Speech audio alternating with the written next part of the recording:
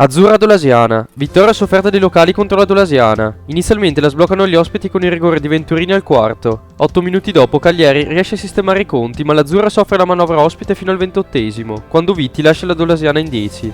Al 41esimo Pontalti segna il vantaggio, ma a inizio ripresa Zaba pareggia. La ripresa è molto combattuta, con l'Azzurra avanti ma che si salva in extremis su un tiro a botta sicura di Merci. I locali trovano il vantaggio solo all'84esimo grazie a Rigotti. All'88esimo Carpuzzi firma il 4-2 finale.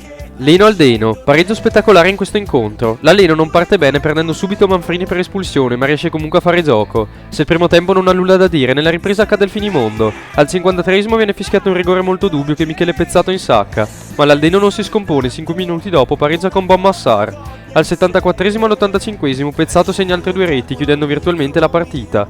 Sembra fatta, ma l'Aldegno segnano 1-2 nei minuti finali con Comte. Nel finale Michele Pezzato e Grassi vengono espulsi ma conta poco, finisce 3-3.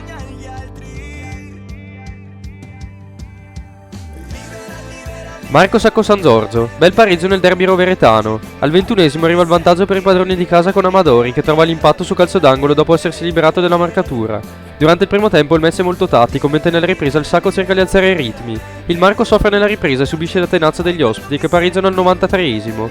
Marzadro lancia lungo per Fazzi, sponda per De Santo e al 93esimo arriva il giusto pareggio. Finisce quindi in extremis 1-1.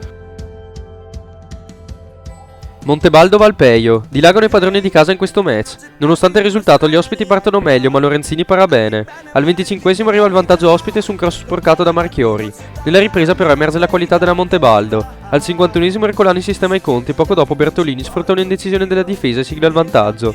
Gli ospiti accusano il colpo in 15 minuti, concedono una doppietta a Folladori e un gol a Canali. Da spettacolo da Montebaldo che nel finale concede una gioia anche a Manica. Finisce così 6-1. TNT Montepello Spormaggiore. I locali bloccano sul pareggio lo Spormaggiore. L'inizio promette bene almeno per la TNT che sblocca la partita con un rigore di Dorigatti al 27esimo. 3 minuti dopo Marco Tanelli interrompe la festa con un rigore procurato da Ciatti. Gli ospiti sono motivati dal pareggio ma sciupano 3 palle nitide. Nelle riprese i locali non hanno molte occasioni, ma al 62esimo Dorigatti sfrutta una sponda di Zanetti e segna il vantaggio. Quando la TNT pareva in controllo Marco Tanelli segna l'81esimo su punizione. Nei minuti finali Chiesa segna mai fuori gioco. Termina quindi 2-2. Trambileno Cristo-Re, bel match concluso con la vittoria del Trambileno. Avvio positivo per il Cristo-Re che però non riesce a concretizzare. Al 31esimo Gallo serve Alvarado che non fallisce. Al 48esimo però la Cristo-Re riporta la partita in parità con il neo entrato Uca. I locali tornano avanti al 57esimo. Gallo ruba palla e serve colpo che segna con un missile. 3 minuti dopo un cross di Rama sfugge a Villa e fortunosamente arriva il momentaneo pareggio. All'81esimo l'asta con un passaggio a tagliare la difesa serve Alvarado che non sbaglia e regala la vittoria ai suoi per 3-2.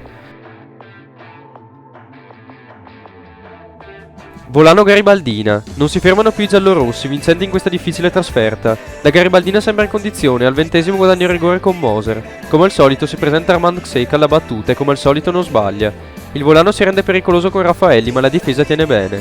Nelle riprese i locali attaccano a testa bassa e cercano in tutti i modi di segnare. Ma al 73esimo in contropiede Collarsi firma il doppio vantaggio con un pallonetto perfetto. Il Volano paga l'imprecisione e perde nettamente per 0-2.